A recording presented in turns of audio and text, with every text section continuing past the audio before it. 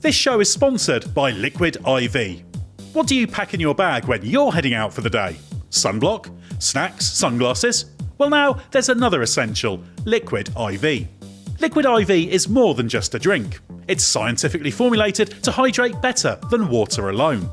Visit liquidiv.com and stay fueled for a long day with sugar-free hydration featuring the new Raspberry Lemonade Hydration Multiplier. Get 20% off your first order with the code THERACE at checkout. When I'm travelling, I always like to have a pack of Liquid IV on me to help me stay hydrated when I'm getting on and off planes or going to and from the track. It's important for me because when travelling I am prone to suffering from dehydration and cramp if I don't use Liquid IV. Just one stick and 16 ounces of water hydrates better than water alone. It has 3 times the electrolytes of the leading sports drink, plus 8 essential vitamins and nutrients that turn ordinary water into extraordinary hydration. From acai berry and lemon lime to pina colada, there are a wealth of flavours to choose from, and they are always non-GMO, vegan, gluten-free, dairy-free and soy-free. So get ready for a long day with extraordinary hydration from Liquid IV.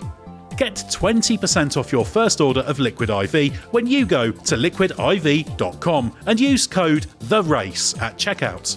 That's 20% off your first order with code THERACE at liquidiv.com. The NBA playoffs are here, and so is the Athletic NBA Daily. Need a fresh, fun take on last night's action? We've got every dunk, buzzer beater, and game-changing play covered. Join Dave DeFore, Zena Queta, and Esperahini Monday through Friday for fast recaps. And join me and Alex Spears Saturdays for Saturday Slam and Jam with playoff trivia and some big-time vibes. All the playoff intel you need, faster than your morning coffee. Listen on Apple, Spotify, YouTube, wherever you pod, we're there. The Athletic.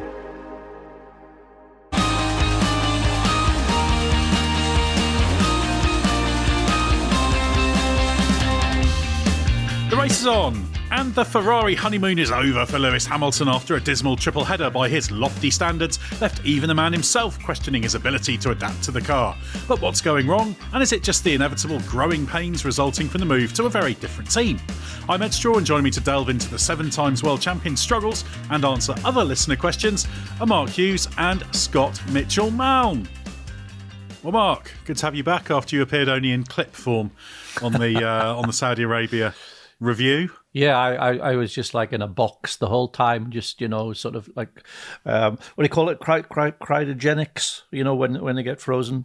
So yeah, I was only came alive to do that little bit of script, and then went back into my box. But now I'm back out of it again. Yeah, we've let you out into the world. And Scott Mitchell-Malm, you're still out released. Wish we could put you in a box sometimes, but you're here. You're in your NASA t-shirt and ready to podcast. It's a jumper, but yes, I am here and ready to podcast. There's quite a lot to get into on this. I think the questions about Lewis and Ferrari are only getting more expansive, aren't they? Since the start of the season, it's I think as we discussed when you were working on the treatment for the video you've done on the YouTube channel this week, it's only getting worse rather than better. Absolutely, and yeah, there's some people with withering judgments on Lewis Hamilton, almost as withering as your response to me misidentifying the nature of your jumper. So yeah, we'll move on to some Hamilton questions and see if you're as dismissive. And of course, we've had loads of questions in the Race Members Club on this. We very briefly addressed it on the post-Saudi Arabian Grand Prix podcast, but we're going to devote a whole section to Lewis Hamilton now. So let's get into it. Mark, the first question comes from Yanis. How would you rate the performance of Hamilton after 5 races? Terrible. You can't be half a second off your teammate, which seems to be the pattern. Apart from China, but the place that they got the car to there, which allowed Hamilton to drive it naturally, wasn't repeatable because of the plank wear issue. Maybe we'll see in the Miami sprint the Ferrari looking good again as it becomes more feasible to run it that low when you've only got 35 kilos of fuel in it rather than 100, but that's a big maybe. And aside from the China anomaly, he's been so far off the pace. It makes for uncomfortable viewing when he's asked about it post-race or post-qualifying. He just has no answers. I'd say this is definitely the low point of his career. It's worse than the difficulties he faced in the last 3 years at Mercedes. And what's more, it's just not sustainable, especially for somebody of Lewis's immense profile. There'll be so much pressure from the Ferrari bosses. It was John Elkann who really pushed for this move to happen. So it can be imagined the pressure inside at the moment on the team. There will be lots of pressure too from Formula One itself, because a misfiring Hamilton completely spoils the immense story Formula One is ready to sell. So yeah, that's where we are after 5 races.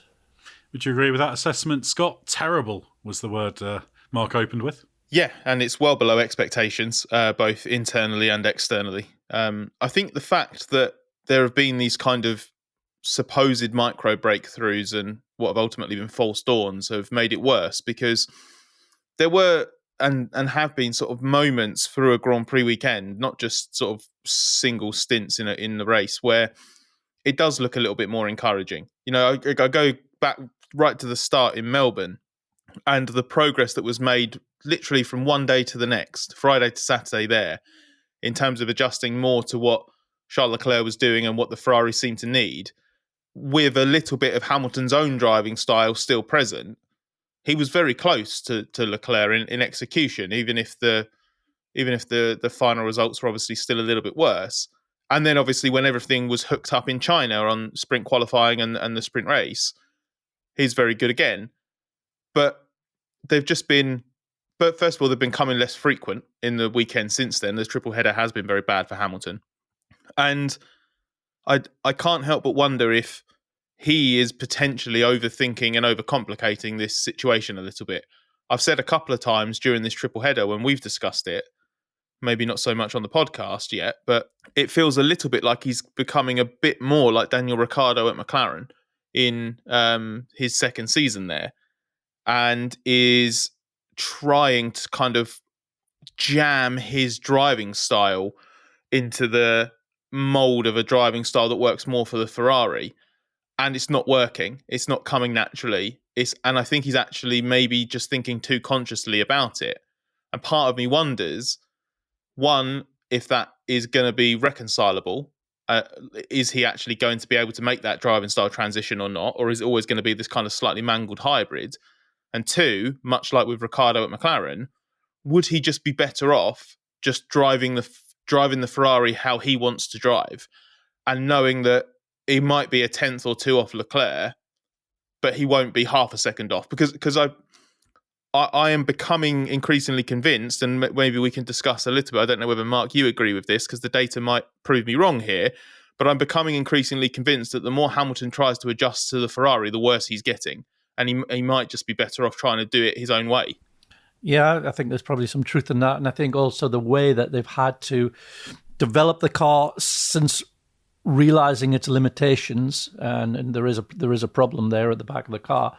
I think the way that they've had to get around that in terms of the setup has just made things worse. And I think that only became clear after China. And I think the way Hamilton has been punished further than was already the case, I think it became apparent from China onwards. Yeah, and that's also allowed Leclerc to raise his game and be happier with the car and get the most out of it, which is just exaggerated the problem. The next question, Scott, comes from Chris Casabianca. He says, how does Ferrari help Lewis Hamilton recover the half a minute pace deficit to his teammate? And Edd Gaming, on a connected note, also there's something about the Jeddah track that compounds Hamilton's qualifying issues with these cars. So I think Ferrari, how much Ferrari can help. I mean, first of all, obviously, if it had a much better car, like if it had a car that even Charles Leclerc was happy with the performance of, then things might be different. Because I know that Leclerc feels like he's in a good place now in terms of where he's got the setup and how he can sort of use the setup and his driving style to get the most out of the package. He's still very unhappy with the overall performance of the car. And I suspect that even Leclerc would be able to drive this Ferrari better if it was just simply offering more all-round grip, which seems to be kind of his biggest complaint. So there's that. I think the more the Ferrari gets optimized, less compromised in different places, as Mark's been explaining, then I think that will naturally help. The second factor is, can it be a little bit more in tune to what Hamilton needs in terms of live feedback? I think this is one of the things that we were talking about when we were in the paddock together at Suzuka, Mark, that there's a disconnect sometimes, quite often actually, between the way that Hamilton kind of wants to know what's going on through a qualifying session or practice session, because I feel like Hamilton's much more interested in that kind of live feedback and then apply it right away, whereas maybe Ferrari are a bit too vague with that sometimes, and kind of wants to wait until everything's back in the garage to debrief properly or to go over stuff. So there's a little bit of kind of getting on the same wavelength there. And then exactly what there is that can be done in terms of setup, for example, is almost, if not impossible, to say from the outside, because you don't really know sort of how much digression there's been. I feel like there were times at Mercedes where there was almost like a bit of an exasperation and kind of resignation that Hamilton would kind of demand to go a certain way on setup just because he was trying to find something that wasn't quite there. And you kind of had a situation there where they would let that happen because it was better than trying to fight it. And it wasn't to stitch Hamilton up or anything like that, but it's just because, okay, if you're so convinced that this is the way to do it, we disagree, but we'll give you the benefit of doubt, you can do it. And then you'd have a Hamilton complaint about how the setups were different, and it kind of went away from him. I don't think Ferrari wants to necessarily go down that route, but I also don't know if Ferrari's quite yet in tune with what Hamilton's needs enough to be able to optimize the setup for him. All of that is to say, it feels like there's no clear path out of this at the moment, because it's all a little bit murky and jumbled, as you know, where is the weakness? What isn't quite gelling, to use, I think, the word that Hamilton used in Saudi Arabia. Yeah, and Jeddah's an interesting case because I think there was obviously the confidence issue in the faster corners in terms of the instability on entry, which has been a problem the past few years at times with Mercedes, but also he was kind of losing to a greater or lesser extent everywhere. If you looked at it on Friday, it was startling how much lower the corner speeds were compared to Leclerc for Hamilton. And at the end of the weekend, Hamilton said, well, the driving style, if you look at the data, looks much the same, but I'm just slower in the corners. So it doesn't feel like a one thing, it's everything. I think it's a little bit of brakes, it's a little bit of balance, it's slow speed, it's high speed, it's kind of everything, which is a bigger worry than it was in Australia, say. I would say that's the greater concern than when you have sort of one specific weakness to work on, because if you're just bleeding a little bit of time everywhere over the lap, that does just suggest that you're slower and you're just doing everything just a little tiny bit worse than the other person driving the same car. Whereas, you know, if you look at the data and you see, okay, well, you're chasing just a little bit too much at low speed, and that's causing the car to break away a little bit, so you're slower off of all of the low speed corners. And actually, when you look at it, you've lost 3 tenths in the slow speed corners, but only half a tenth in all of the others. So actually, sort those out, and you'll be right there. I don't see that there's any sign of that at the moment with Hamilton. Yeah, if you recall in Melbourne when when you looked at the GPS comparison to Leclerc, he was losing time at turn 5 or 6. I can't remember the tricky one. 6. He was losing time there, but through the rest of the lap, he was pretty much the same as Leclerc, and that's just, we're a million miles away from that now. So it's got much worse, and I do think this is to do with the changes that they've been obliged to make to the car post-China. The next question comes from Ben Kay that I'll take. In terms of Lewis Hamilton's struggles with rear instability, is it reasonable to say that if he was in the Red Bull second seat, he would share the same struggles as the other Red Bull X drivers? Or is that an oversimplification? Yeah, you have to be a little bit careful with when talking about instability or anything, because it depends whose instability it is, because one driver's instability is another driver's good usable rotation, etc., etc. One driver's understeer is another driver's good balance, etc., etc. I suspect Hamilton would be struggling a bit, because I'm increasingly suspecting that the struggles he's having are with this car set generically. So I think in all cars he'd be struggling a little bit, and that corner entry style, particularly in the sort of slower and medium speed that historically used, doesn't really translate in the same way.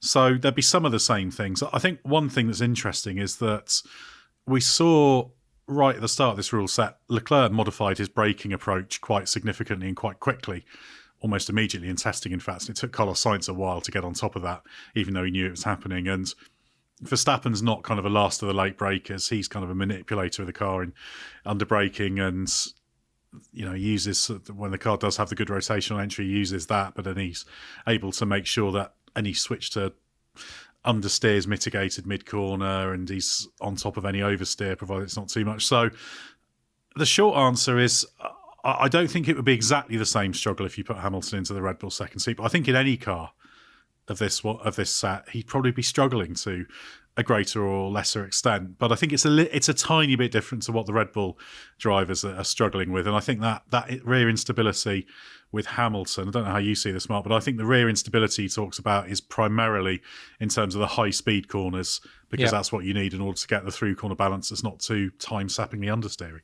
Yeah, that's exactly it. And the way that Leclerc is adapting his driving to that and taking what he calls an extreme setup, which gives the car natural, very edgy entry and very understeery mid-corner. He's getting around the worst of the entry by dialing that back and accepting a bit more oversteer entry to get less understeer mid-corner. And the way he's dealing with that is very intricate with his braking and his steering and how he's trading one off against the other, and he's brilliantly adept at that. And that's allowing him to sort of hustle this car to a place that it's just not possible for Lewis to do. Scott, a question from Greg. Do the 2026 cars present Lewis Hamilton an opportunity to reset, and will the regs be more suitable to his style?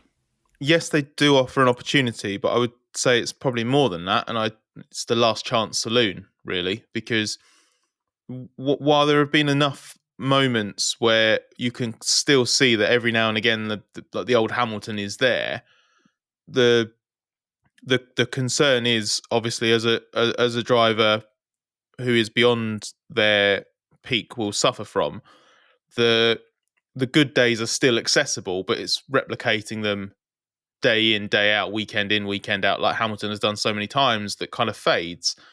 And the longer this rule set goes on for, the bigger the body of evidence that Hamilton's good days are diminished in terms of the ratio to the bad days. And certainly so far in the Ferrari period, the good days are massively outweighed by the bad days.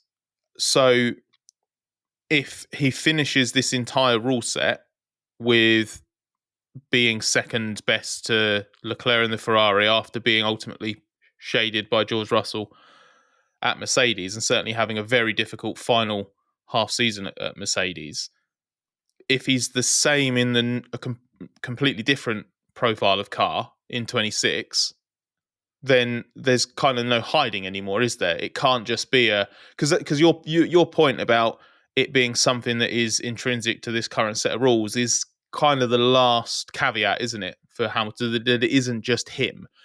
And I think Lewis has alluded to that enough. Some people might not be pleased with the idea that Hamilton is ultimately just past his best and suffering for that. But Lewis has questioned it enough himself now over the ground effect era that it's completely valid to question whether or not ultimately, like, Lewis just can't quite get that last little bit out of himself and can't quite tune himself to the car and can't quite adapt in the way that you need to now, because he's ultimately coming up against a better and better crop of younger drivers, incredibly well-prepared drivers who only know this era of car and whatnot, drivers who don't have certain behaviours and habits wired into them in the way that Lewis does. And that's just circle of life as a racing driver. None of them are immune to it, even the very, very best. And one of the reasons why we're having this conversation about Lewis rather than Fernando Alonso, for example, isn't necessarily because Alonso's emphatically proven that he's utterly immune to the effects of time. It's because Fernando's not at the front. He's not in a front-running car. He doesn't have a top-line teammate alongside of him to offer that benchmark. So yeah, I don't think it's possible to sit here and say that the 26 rules may or may not suit Hamilton, because they're changing for starters. We don't know exactly somehow still what the 26 cars will look like, but I'd say they have to work for Lewis. Otherwise, the verdict will become more conclusive, won't it? I think the jury is still just about out because of the move and because of the fact that there is a rule change around the corner, but the verdict is going one way towards a verdict at the moment, and I think Hamilton himself knows that. I think the important thing for him, though, is not just to look to 26 as saving everything. That would be a very dangerous mentality to get into. The final question on Lewis Hamilton specifically is from Nir Yogev that I'll take. Isn't it time to recognise that Hamilton is past his prime in race form, and should he call it a day? Also, we have quite a few drivers who seem to be circling with no real purpose to quit and make room for new guys. Alonso, Ocon, Stroll, Hulkenberg. Well, I think on the latter part, no real purpose. I mean, they're well, certainly Alonso, Ocon and Hulkenberg are paid professional racing drivers. Stroll obviously owes his seat to something different, but ultimately it's not down to them to quit and make way for drivers. If they're still wanted and can find a way in and of use, then what's the problem with them being there? They've got purpose. Their job is to do the best possible job they can do. Well, Ocon's still not that old as well. I mean, see Alonso and Hulkenberg are at the other end of the scale, but Ocon is 27, Stroll's 24, give or take. So they're under no obligation to. I never really see it that way. They're still doing good jobs, and Hulkenberg had a really good season last year. Ocon didn't have a great one, but has had some very strong seasons in the past. Alonso still performing well. So yeah, not down to them too. And as for Hamilton, Scott wanted to say something. I was just going to say they're also performing a service for the teams that they're at the moment. Like if they were there and being absolutely outgunned by younger drivers, then you'd say, you're not even there as a reference point anymore. What are you doing? But Hulkenberg has been lauded at Sauber for what he's brought to the team, not just in terms of qualifying pace, but also car feedback and what he's feeling, and giving the team avenues to explore that perhaps they couldn't before. So in some ways, actually, it sounds like from some engineering people at Sauber, like he's been an upgrade on Valtteri Bottas in that regard. And I know that what Esteban Ocon's doing at Haas, okay, Ollie Behrman is very, very fast, and they rate him extremely highly and believe his technical feedback is very good. Ocon has helped bring that on already. Behrman has talked about that, the way that Ocon's able to feel the car and then articulate that back to the technical team in the garage is something that Behrman noticed very early on. Plus,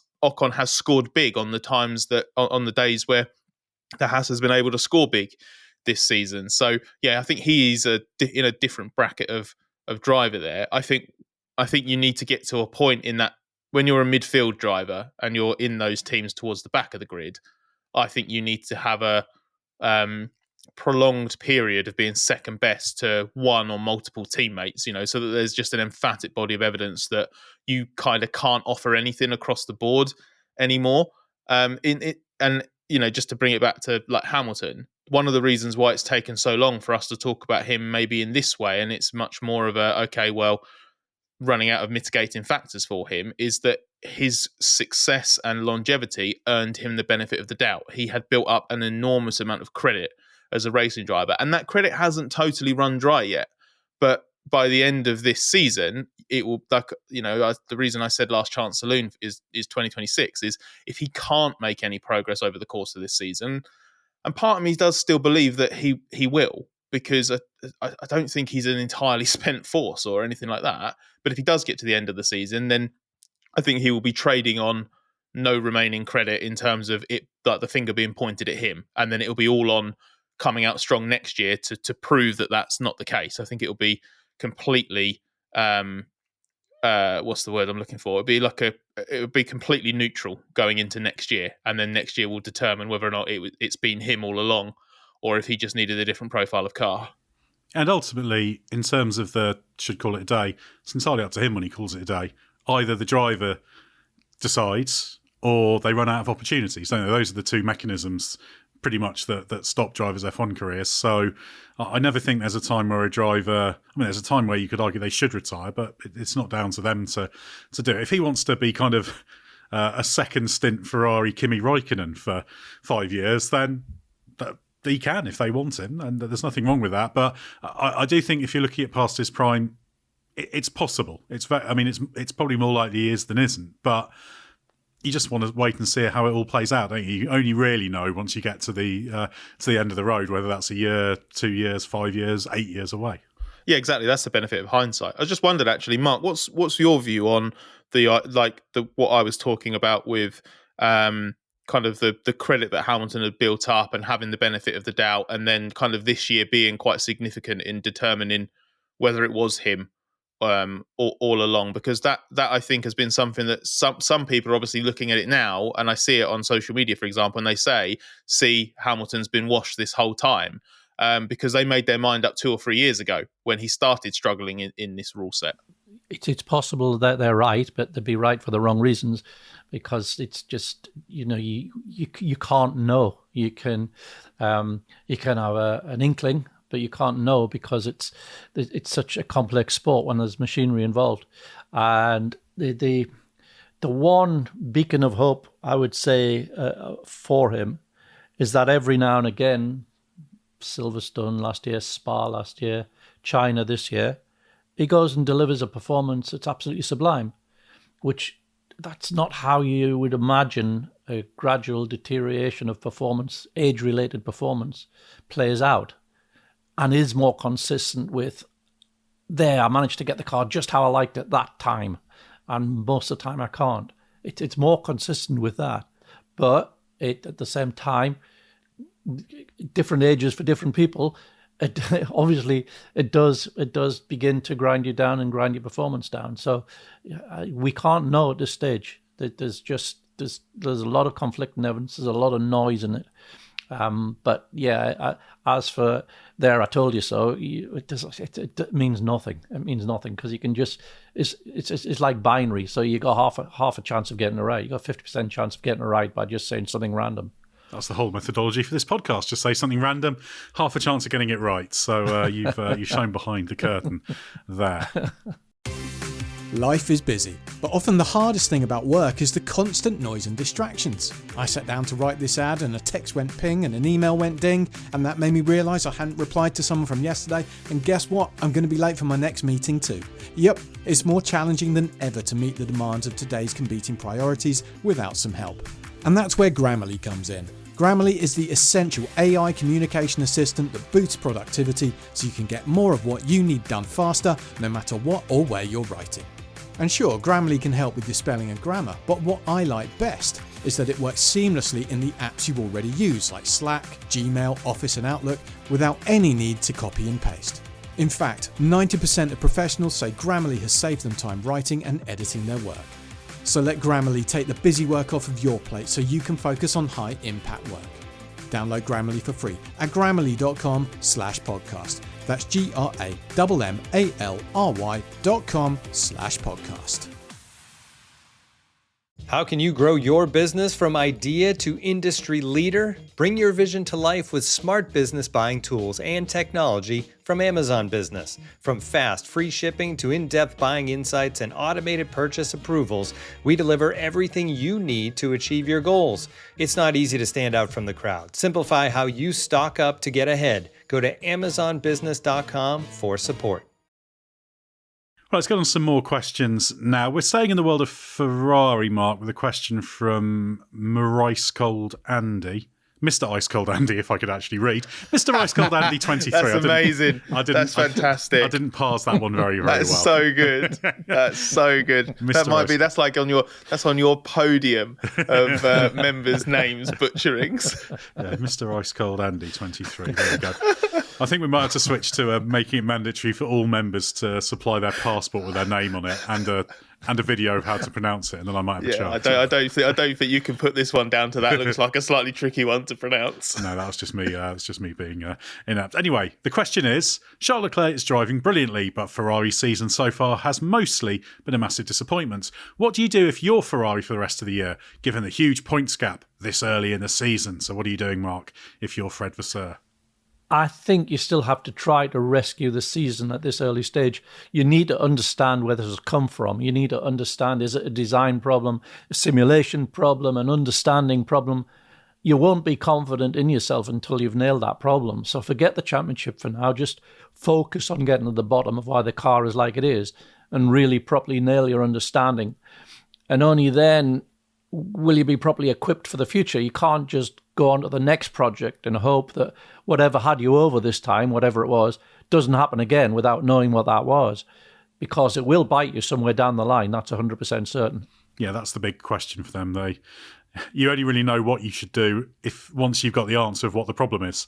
So that's why there's this double pressure on to do it. Scott, a question from Jeff Lacey. Charles Leclerc had moments in Jeddah where he expressed his frustrations at the lack of performance. Are we reaching a point where his appreciation at driving for Ferrari will be outweighed by his desire for a shot at winning titles? And Gavin Cameron asked if Leclerc is going to be one of F1's greatest wasted talents. Yeah, I see why you've grouped these two questions together, and because when I was reading this on your outline, actually, my answer to the first part was going to be something along the lines of the sentiment expressed in the second. So I might actually answer this question by sort of flipping it slightly and posing the question to you too that I was thinking, which is, I think Leclerc has the potential. I mean, there's still a long way left in his career, so this could change. But if he doesn't win a title, I think he would be my pick for the best driver not to win a title in F1, and I don't think that's obviously not an honour that any driver goes into their career hoping that they'll achieve. But he's got this horrible conflict between that kind of emotional attachment to Ferrari, that desire to believe in it, not just in the brand, but also people like Fred Vasseur, who Leclerc has talked massively positively about and has always backed him since he came on board, with the reality that Ferrari just keeps finding ways to get closer, and then it just falls away again. Like, how many times have we seen this, where they end one season strongly, try to take a step, and then it's just not quite there when they want it to be? It's actually the second time in this rules era, isn't it, that they've expected to take a step forward the next season, got the car on track and realised actually there are some problems there. And I don't think it's quite as bad as in 2023, but the issue they've got now is that obviously McLaren's right up there, it's not just Red Bull standing alone, and then Mercedes has made an improvement as well. So I am worried that he just could find himself permanently locked into a team that he just can't quite bring himself to walk away from, but also won't quite match up to his standards. So with all that said, what do you two think? I think he could end his career as the best driver not to win a world championship. Well, he's certainly up there, isn't he? It's obviously Sterling Moss is the quite legitimate standard answer for that, Mark. But he'd be pushing into that territory, wouldn't he, if he didn't win a title? He would be nudging that territory. I'd still say it's Moss, because Moss was absolutely head and shoulders the best driver of his generation, but didn't win a title. And it's not, you couldn't say Leclerc's, absolutely an elite driver and is one of the best, but you couldn't say, oh, he's head and shoulders above everybody else, which you could say about Moss compared to his peers. So I don't think you'd be quite there, but yeah, you'd certainly be in a very short list. My concern with it would be that if this happens, it means that Leclerc's gone, another 6, 7, 8 years maybe at a top team without winning a championship. And by that point, for me, the reason he would be my pick is that he would end up with such an immense body of work just over such a long period of time without having that ultimate reward. There's a driver that proved himself a championship caliber driver in his second season in F1, isn't he? Mm-hmm. With that great season at great first season at Ferrari, almost winning on his second start for them in Bahrain and having some great high points. So if he doesn't manage to win a world championship, if he doesn't find himself even in an opportunity to fight for one, it would have just been such an unusually vast amount of time. Because I think when you talk about other drivers that haven't had it, they've either never quite got the chance to, or they've only spent 3 or 4 years in an environment where that chance could have materialised. Leclerc's that rare breed of driver, potentially anyway, and I do hope this changes because I think he's good enough to deserve it. But he'd be probably in a class of one for the number of years spent at a top team without actually having, because that's the crazy thing for me, is that he hasn't been given the chance to fight for one over the course of a full season. The closest he's got is 2022, and that unravelled by the sort of 1/3 stage of the season. Yeah, it's very easy to assume that Leclerc will win a title because it seems inevitable he will. Just as it seems inevitable Ferrari will get their act together and be able to win a championship. And I know they came close last year. 2008 was the last time they won a championship in F1. So it's a long time, and I think it's harder than ever to get yourself into a car that can win a championship in this day and age. That's the big problem that he's got. And let's say he were to decide tomorrow, okay, Ferrari not going to do it. Where do you go? He's going to have to ride that Ferrari train for at least another couple of years. And the danger is, you kind of look away and look back, and then suddenly he's 35 and he's won sort of 15 Grand Prix at the current race or something, just picking off the odd one when he can, and it's passed him by. Well, as ridiculous as it sounds to talk about it, one of the reasons I do is because you have the most extreme example of it in Fernando Alonso. And what's more ridiculous, saying right now that Leclerc won't win a world championship, or saying in December 2006 that Fernando Alonso wouldn't win another world championship? Yeah, well, it seemed inevitable Alonso would win many more. But then again, it would be ridiculous in December 2006 to say that he'd still be trying in April 2025. Yeah, well, that's the thing. It's very easy to feel that something's inevitable at a certain time. But if we added up all the championships we think various drivers could or should win or have the ability to, we probably have 3 times as many championships as there are. So somebody is going to have to lose out. Right, a question from Daryl Finch that I'll take. With all the speculation about where Max Verstappen might end up for 2027, why is there so little so far linking him with a move to Ferrari? If Lewis can't start getting closer to Charles Leclerc, then it feels like a very real possibility that he could leave F1 at the end of 2026. Simply, the Max Verstappen speculation is about 26 as well as 27. And the reason there's not speculation about Ferrari is they're not pursuing him at the moment.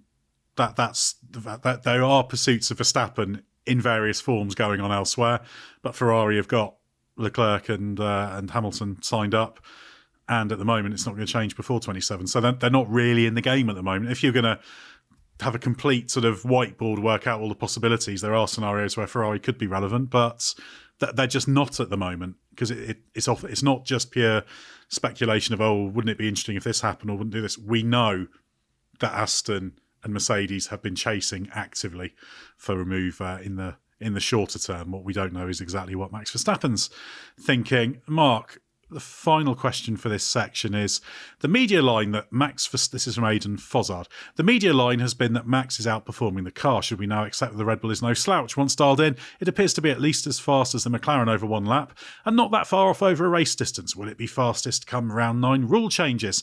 And on the Spanish Grand Prix Flexi-Wing Technical Directive, Max Claydon asks if we've seen any evidence to see that this change will close the gap between McLaren and Red Bull. I think in the first part of that question, the 3 words "once dialed in" of the Red Bull were doing some heavy lifting on Matt's argument about the car being quick. Yeah, well, I think in Aidan's question, I think first of all the media line, the media in inverted brackets, it's always the wrong place to start from, because the media is not an amorphous mass. It's made up of many individuals, and the trick is being discerning about looking at things in depth. So in the case of the Red Bull's level, it's not as simple as saying it's at least as fast as the McLaren. Which type of circuit you're talking about? Because on circuits with long corners, which require the car to be rotated for a long time, or on circuits with high tyre deg, it's absolutely nowhere near the McLaren. But as we saw in Bahrain, and unlikely we'll see at many tracks later in the year, but at tracks with short corners, high-speed tracks where there isn't much of a speed spread between the corners, circuits where the smooth surface means the tyre deg's low, then absolutely, yeah, the Red Bull is comparably faster than the McLaren. But the McLaren's competitive on any type of track, that's the point. Will the flexi front wing restriction help from Spain onwards? Maybe. Certainly one of the big advantages of the flexi front wing is how it opens up the setup window over a bigger speed range, which is exactly one of the current limitations of the Red Bull. But I'd also question why in the first 5 races of the 8 races in which the previous interpretation is still legal, Red Bull has not been able to exploit that. There's no way they've just sat there with an unflexi wing when it's legal to have the McLaren level of flex. I'd question if they've properly understood the technology in the way that McLaren and others have, which could mean there'd be no further forward under the new TD, because with the new interpretation, there will still be flex, and there will still be an advantage to be found from flex. It's just the limits have been tightened, which just makes it harder to do, but it will still be done. So you could read that either way, I think. Yeah, exactly. I'd agree on that. I think the only evidence that this change would close the gap would be purely based on the various amounts of hot air generated. So until we have it, it'll be a test. It's like you say, though, we'll get to Spain eventually. We'll get to the races after Spain eventually, and we'll know.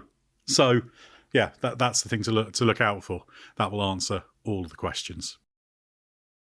Let's go into our final questions now and try and pile through some more quickly.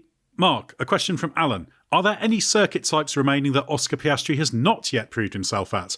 His tyre wear last year was a problem, but seemingly not so this year. Are there any circuits remaining that we might expect to test his tyre management abilities? I get the impression that his winter was spent very productively understanding his tyre struggles, getting on top of them. In addition to that, he is not being as thrown as Norris by the different feel of this car with his more anti-dive front suspension. So that, in combination, I think, will enable him to keep the momentum of his season without the ups and downs of 23 and 24. But if there is one big test remaining for that, it will be Barcelona. Fast, long corners, very delicate pivot between front limitation and rear as the tyres get worn and the fuel loads come down. And that's where he struggled probably more than anywhere last year. And I think once he gets past that hurdle, I think we can consider his tyre problems a thing of the past. Right, the next question, Scott, comes from Ben Gary. Are there any rules around driver management within the same category? After Fernando Alonso and Gabriel Bortoleto almost came together, it made me think how odd it is that such a relationship is able to exist with drivers in the same category and in different teams. Are there no concerns around sporting integrity and fairness? Well, I guess that this is a unique case, and it stems from a little bit, like we were joking earlier, very briefly, about the longevity of Alonso's career. Alonso's in that it's that weird duality of Fernando, isn't it? Where he is now racing at an age in Formula One where he should since have long moved past the role of driver and fashioned another career in Formula One or motorsport, in this case as that of a driver manager or head of a management agency, given his support to an initiative like that. So I don't think it's necessarily a conflict of interest, partly because Alonso isn't kind of actively, what's the best way of phrasing this? Like actively, directly Bortoletto's like immediate manager for starters. He's in that stable, but it's not like Fernando himself is single-handedly responsible for Bortoletto's future. And second of all, there's not really a great amount he can do in that kind of dynamic that can influence things and vice versa. Maybe if you had Alonso in a title challenging car for one team and Bortoletto in a title challenging car for the other, you could have a scenario play out where if they ever had a situation where Alonso or Bortoletto more likely influence things for the other driver, or if they were teammates, for example, and one of them parked on track, but then you just file that under teammate nonsense rather than anything else. So there'd have to be a rival team. The circumstances, I think, would have to get so specific for it to be a particularly concerning conflict of interest or anything like that. I would argue that the bigger issue with driver management and stuff like that is when entire teams or stables effectively monopolize certain driver situations. You've got Red Bull having multiple drivers and being able to change the lineups of two teams at whim.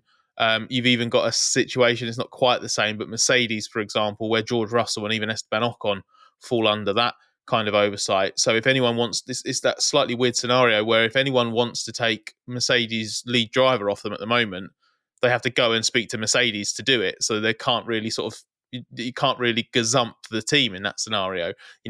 Is that kind of thing unfair? I don't necessarily think that it is, but I just think things like the Alonso Bortoletto thing, just at the moment anyway, I think just end up creating room for a little bit of light-hearted amusement. There was certainly, I think it was in the cool-down room, wasn't it? Where was it? Piastri joked that Bortoletto might not have a flight home after the Saudi Arabian Grand Prix after doing that to Alonso in Jeddah. I think that's about as far as it goes right now.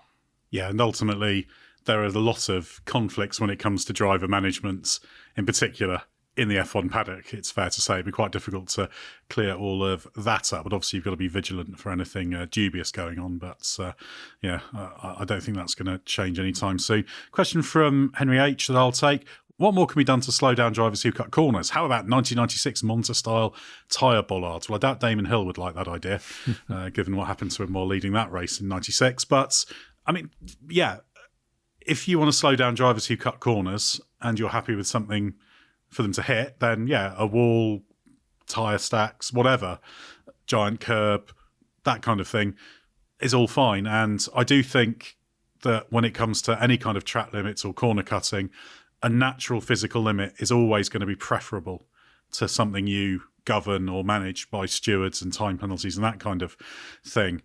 Obviously, the downside is if you do have, say, a tyre stack, it's very easy to hit for a small error. It can get knocked down onto the track. It can cause all sorts of other problems, and you have to be careful about that. And we've seen in other categories when you have sort of some of those brutal sausage curbs off track, if you hit those or certain type of curb configurations, you can get launched and all sorts of things happen. So, yeah, some kind of physical limit I think would be better. I suspect there's something more that can be done technologically with that. And yeah, tyre bollards are one way of doing it. Right, Mark, a question from Katrina. What are your reflections on how Kimi Antonelli's rookie season is going so far? It's gone okay, but I think we've yet to see the truly spectacular peaks. I'm sure we will at some stage of the season. I thought his driver Melbourne, the first race, was terrific. Very, very challenging conditions with the weather and the restarts, and his speed in the wet was great, and his pass late in the race on Albon was terrific. But it's as if he's just doing his homework at the minute and trying to catch up on all that time he's missed in his super rapid rise through racing's ranks. And George Russell was always previously underrated, I feel. He's now showing more clearly that he's an incredibly quick driver, and I don't know why it took so long for this to be recognised. For me, it's been obvious since Williams, and certainly since he stepped into a car he'd never driven at Sakhir and damn near won it. So that's the level Antonelli is being measured against, and it's a great barometer. But I don't buy into the, you're doing incredibly well as a rookie comments we are hearing somewhere. But he's not. He's doing okay. But I sense you ain't seen nothing yet. I'm expect to see some spectacular peaks later in the season, but it would be unreasonable to expect him to be able to join them up as well as George. Yeah, he's certainly playing his way in, Antonelli, and I think we'll only really be able to contextualise how impressive this bit is once we see what happens later. So, yeah, it could be pretty spectacular. Right, Scott, a question from Memphis Nick. What is Williams' development potential like versus its midfield rivals? In the big picture, is Williams on track or ahead of schedule in the James Vowles era? So it is potentially very slightly ahead of schedule, but actually Vowles himself doesn't really believe that this season is particularly above expectations. Now, that's kind of the case for two reasons, and this will, I think, mostly answer the first part of the question as well in terms of that development potential. So I think the first thing to establish is that last year the Williams was better than it looked, and actually Williams underachieved in 2024. Self-inflicted problems with the way that they changed massively the way that they catalogue stuff and design stuff and put together that whole development process meant that they started the season on the back foot through problems of their own making. The car was overweight. It had an impact on upgrades. They had the extra issue of loads of crashes in the first part of the season that it limited things even further. As the season progressed, I think there were some missed opportunities in terms of execution from the team, but also driver mistakes as well. That included more crashes towards the end of the season. The upshot is, I think Williams actually should have finished 2 or 3 places higher in the championship last year than it actually did. So if you do that, and then you layer onto that sort of where they've started this season, it's still good. It's still progress. It's not as drastic a transformation as it looks on paper when you see the championship standings from the end of last year to what we're now at, race 5 of this year. So all of that kind of fits in to where Vowles thinks this team should have been, where there was a lot of low-hanging fruit with big conceptual elements of the way the team goes about its business changing. Within that, last year they already proved that they've been able to develop a car pretty well and have a good foundation. Now they are into the kind of finer finessing of car issues, of development processes, of speeds of development turnaround and whatnot. So right now, its development potential versus midfield rivals is, I would say, pretty like for like, with maybe a little bit more on the Williams side in terms of still making improvements to tools and processes and whatnot, but bigger potential for other rivals who are underperforming at the moment, who don't have their car where they need to be. Now, those two things might cancel each other out. One might be weighted towards Williams, one might be weighted towards Aston Martin, for example, or Alpine, which hasn't yet pieced it all together, but on its day is as quick, if not quicker, than the Williams on certain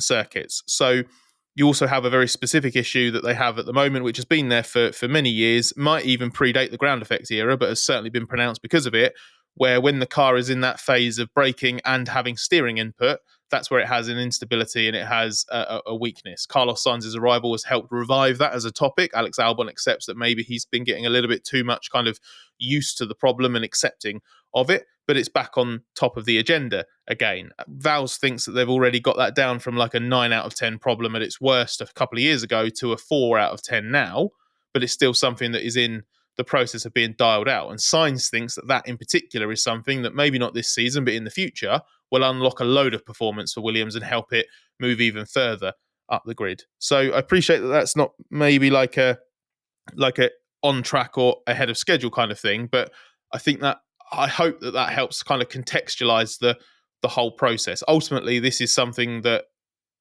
a project that is meant to kind of come to fruition more in 2027, 2028. And while it's nice to tick off certain milestones along the way, Vals has always been open to the fact that they might take, 1 step forward, 1 step back, 2 steps forward, 1 step back. Last year, they took 2 steps back to then only take 1.5 forward at the start of the season. So it's not going to be completely linear. You'll only be able to see that sort of trend by the time that they get there.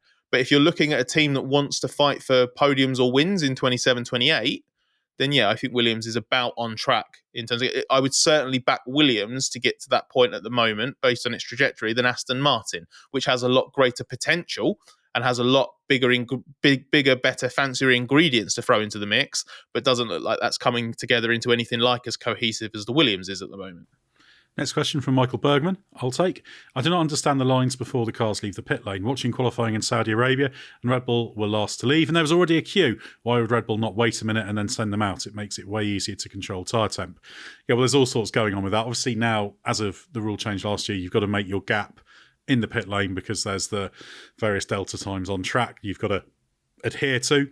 So it does create this sort of slow-moving queue, and there's a little bit of strategy involved in where you get into it. Obviously, yes, if you're at the back, you could perhaps sit in the garage for a bit longer and then drive out, but I think you'd also run the risk of some of your rivals hanging back and then it will get a little bit too fraught, and I think you're better off accounting for that, particularly at a track where building the temperatures isn't such a big problem.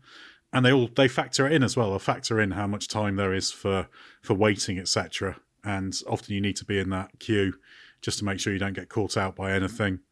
And you can't necessarily assume that with where you go out, you'll be last. Although if you're in the right place in the pit lane, you've got a bit more control of it. It's one of the strange strategy elements of a Grand Prix weekend, and it's never simple because anything you do in changing your behaviour will lead to others changing their behaviour. So generally, they just head on out and control it. But at certain tracks, there's a little bit more of an argument to be made for hanging back potentially. But I think Saudi Arabia, it's not such a big deal for them. Mark, a question from George Vandini now. After last year being seen as Lando's learning year, does Piastri's performance this year prove the true greats don't need a warm-up year? So Max in 2001, Schumacher in 1994, even Hamilton only 1 point from the championship in his rookie year. I guess you mean the first time they get a title contending car, they nail it. Some greats have indeed done that, but I think any top driver, put them in the fastest car and they will contend for the world title. Certainly any of the top 10 current drivers at least would be fighting for a title if they were in the McLaren, depending on how circumstances played out, they might win it. So I don't think that's necessarily a measure of greatness. Those three guys you mentioned are all, of course, true greats, but I don't think that fighting for a title as soon as they got the fast car was the proof of that. I think that was already evident way before that in all three cases, just as it was, for example, with Alonso and a Minardi in 2001. So, the great drivers will do, but I think the less than great drivers, the very good drivers, would also do that. Yeah, and I think also last year Norris, when the McLaren wasn't competitive, lost a lot of ground. So yeah, exactly. I don't think you could. That was a slightly skewed one, and playing catch up, as I kept saying last year, is a nightmare. Yeah, exactly. I don't consider that as a title contending car last year. It was just the fastest car from a certain point in the season, by which time Verstappen's lead was impregnable. So yeah, that doesn't count. You need a car that is capable of actually winning the championship. In as quick from the beginning of the season to the end. Scott, a question from James Smith. Why does F1 not use the long lap penalty like in MotoGP and World Superbikes? It's a very good question, and one that I don't actually know the answer to in terms of because the simple answer is the rules aren't set up that way, the tracks aren't set up that way. It's not just the simple logistics alone aren't quite as easy to do because the cars are much bigger. So what works in terms of fashioning a long lap penalty area on one track for a Grand Prix motorcycle, for example, versus a Grand Prix car are quite different. In terms of why it hasn't been kind of explored and why you can't look at where it would work, don't really know the answer, apart from it being as simple as there are some tracks where it clearly would work and some tracks where it wouldn't. And you kind of, I confess to not actually knowing how it works in MotoGP and World Superbikes, but I assume it's possible everywhere. I assume they've found a way to make it work at every single track and have it, because that's the problem, right? Where Monaco, for example, in Formula One, what would you do for the long lap penalty? Any suggestions from you two? Drive into the casino to just do a quick spin around the fountain or something like that? Genuinely thought we were about to say drive into the harbour. That's an option. Yeah, Alberto Ascari tried that. Didn't work well. Risky joke. No, he was fine. His tragedy unfortunately occurred not too long after that. But he got away with that one in 1955. But yeah, I think you're right that it's a lot easier to create a long lap penalty for a bike than a car. Fundamentally, that's I think is quite a big thing. My big concern with it would be if you implemented it and some people got excited, and it's been a long time since I managed to crowbar rallycross into an F1 podcast, but I'm going to do it now. You would then have the risk of some people thinking it would be a great idea to have like a Joker lap element to a Grand Prix. I wouldn't put it past Stefano Domenicali to think that that's a great thing. And all of the things like that do is disincentivize racing. So I would be very wary of that kind of gimmick kind of treating in. But as you know, the principle of the long lap penalty is ultimately to be able to rectify a position in race, right? But without it being quite as drastic as a drive-through penalty, or obviously for Formula One in particular, the time penalties at pit stops. So, you know, we talked on the post-race podcast, didn't we, about whether or not the stewards should have it as an option within their arsenal to order the swapping of a position back on track. And that I think that would be a lot more elegant and a lot easier to implement than a long lap penalty. But in principle, I don't mind it. Like, I don't mind what it represents in terms of what it would do for the racing order if someone has committed the transgression. And the final question I'll take from Hatman: how important are the next 3 or 4 races for Lando Norris's career? I can't help but feel that if he loses to Piastri this year, he might crumble. Well, it's always very easy to declare the next race or the next little run of races crucial. It could be. If he has a difficult run and Piastri, say, wins another 2-3 races, Norris struggles, he could fall back in the championship. He could be broken, but then he could have another 4. He could have 4 bad weekends and then win the remaining races and win the championship. You just don't really know. But yeah, I think he'll want to hit back, and as there are sort of long-standing questions about his mental strength, etc., it would be unhelpful if the next 3 or 4 races don't go really well for him. But I don't think we can be absolutely sure. I would say he doesn't want to lose ground. No one wants to lose ground in a championship fight. He's only 10 points behind, which under this point system is pretty much nothing. But I don't think we can say for sure how decisive or definitive these will be, because you only really know in retrospect if there was a point where the balance shifted and it never went back. We could be talking about the fact that this season was all about how Piastri had that brilliant start of 3 wins in 5 and then never got to that level again. There's nothing to say it will be. I don't think it will be, but anything could happen from that point. But yeah, I think it's important for Norris to have weekends where he doesn't make mistakes and where he feels he's on top of the car and where he gets a little bit more on top of the car and the car goes a bit more too. And that's important, but I don't think it's especially more crucial in this 3 or 4 races than in any other group of 3 or 4 races. We'll know the significance after the fact, as always. Well, thanks very much to everybody for your questions, and thanks to Scott and Mark for your answers. Unusually, we have got a little bit of breathing space before the next race in Miami, but we'll keep podcasting, so stay with us for everything you need to know from the world of Formula One.